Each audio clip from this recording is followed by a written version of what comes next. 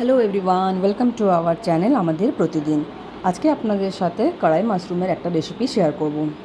ঠিক যেরকম কালারফুল হয়েছে দেখতে, খেতেও কিন্তু খুবই ভালো হয়েছিল। একটা বড় ফ্রাইং প্যানের মধ্যে সাদা তেল গরম করে নিয়েছি, ফোড়নে বেশ কিছুটা জিরে অ্যাড করে দিয়েছি।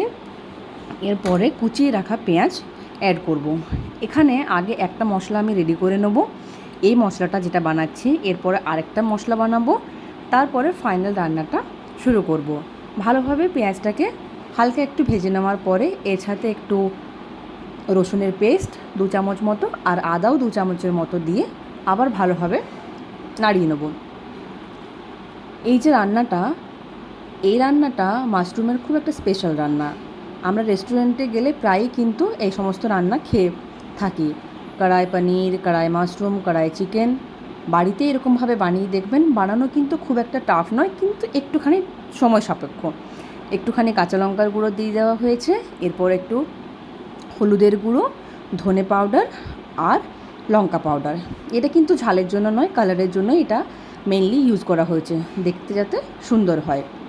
তো এরকমভাবে যদি বাড়িতে বানিয়ে আপনারা খান, রেস্টুরেন্টের মতোই টেস্ট হবে, কোনো কিন্তু ফারাক হবে না, অথচ হেলদি হবে। মানে ঘরের জিনিসপত্র দিয়ে বানাচ্ছেন, ঘরের মতো করে খাচ্ছেন, সেই জন্য শরীরের জন্য সেটা কিন্তু খুবই ভালো হবে। এবারে 3-4টে মিডিয়াম সাইজের টমেটো ছিল, সেগুলোকে পেস্ট করে নিয়ে সেটাও কিন্তু এখন আমি অ্যাড করে দিলাম। এবারে ভালোভাবে মশলাটাকে কষিয়ে নিতে হবে, কাঁচা টমেটোর গন্ধটা যাওয়া অবধি ভালোভাবে মশলাকে কষিয়ে নিতে হবে। মিডিয়াম থাকবে এই সময় গ্যাসের ফ্লেম। এই মশলাটা রেডি হয়ে গেলে নেক্সট স্টেপে আবার এগোবো।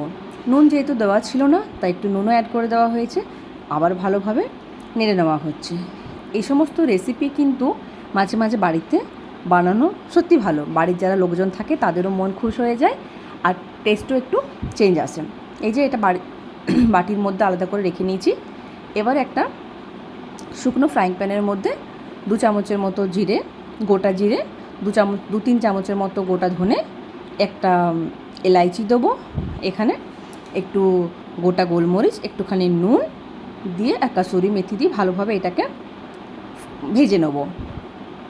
ভেজে নিয়ে এটাকে একটুখানি কিন্তু চিলি ফ্লেক্সও অ্যাড করেছিলাম। যদি চিলি ফ্লেক্স কাছে না থাকে তাহলে কিন্তু শুকনো লঙ্কাটাকে কেটে আপনারা করতে পারেন। কাসুরি মেথি দিয়ে ভালোভাবে আরও খানিকক্ষণ সময় ভেজে নিয়ে এটা একটা পাউডার বানিয়ে নেবো। খুব একদম মিহি কিন্তু হবে না, একটু মানে রাফি থাকবে। এবারে মেন প্রসেসে যাবে রান্নার। তেলের মধ্যে মানে ওই যে ফ্রাইং প্যানে আমি মশলা বানিয়েছিলাম সেটার মধ্যে বেশ খানিকটা তেল অ্যাড করে দিয়েছি, একটু বাটারও দিয়ে দিয়েছি। এবারে মাশরুমগুলোকে মাঝে মাঝে কিন্তু কেটেছি, ছোটো করার দরকার নেই, এরকম শেপেই কাটবেন, তাহলে ঠিক থাকবে, গলে যাবে না।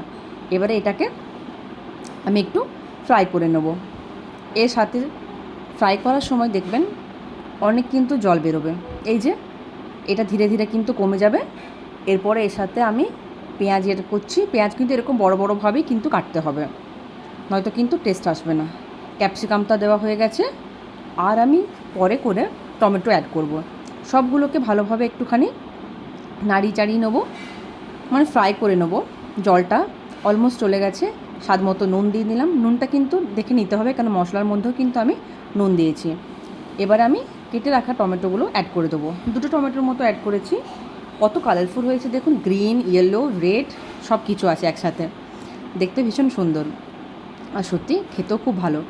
নিরামিষ দিনে আমরা খুব একটা পনির ভালোবাসি না, তাই জন্য চেষ্টা করি মাশরুমটা বানানোর। মাশরুমটা সবাই ভালোবেসে খায়, টেনশন থাকে না কি বানাবো কি খাবে সেটা। এবার একটুখানি যে মশলাটা বানিয়েছিলাম সেটাও অ্যাড করে দিচ্ছি।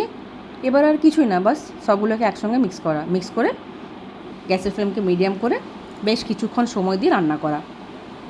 এগুলো আমরা ভাবি কি রেস্টুরেন্টে গিয়ে খেলেই ভালো, কিন্তু ওই ইচ্ছে হলো মাঝে মাঝে বানালাম। আপনারা বানাবেন আর আমাকে বলবেন।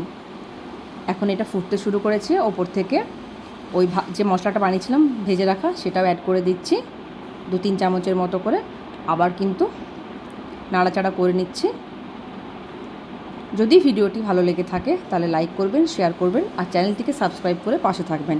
যদি আরও কিছু ভিডিও আপনারা দেখতে চান আমাকে কমেন্টে জানাবেন, আমি চেষ্টা করব আপনাদেরকে সে সমস্ত ভিডিও রেসিপি দেওয়ার। খেতে তো খুব ভালো হয়েছিল, বাড়িতে বানিয়ে আমাকে বলবেন কেমন হলো আপনাদের। আর হ্যাঁ, যদি ক্রিম থাকে বাড়িতে, ফ্রেশ ক্রিম একটু ওপর থেকে অ্যাড করে দেবেন, তাহলে কিন্তু টেস্ট একদম আলাদাই হয়ে যাবে। না থাকলে স্কিপ করতে পারেন। ধন্যবাদ।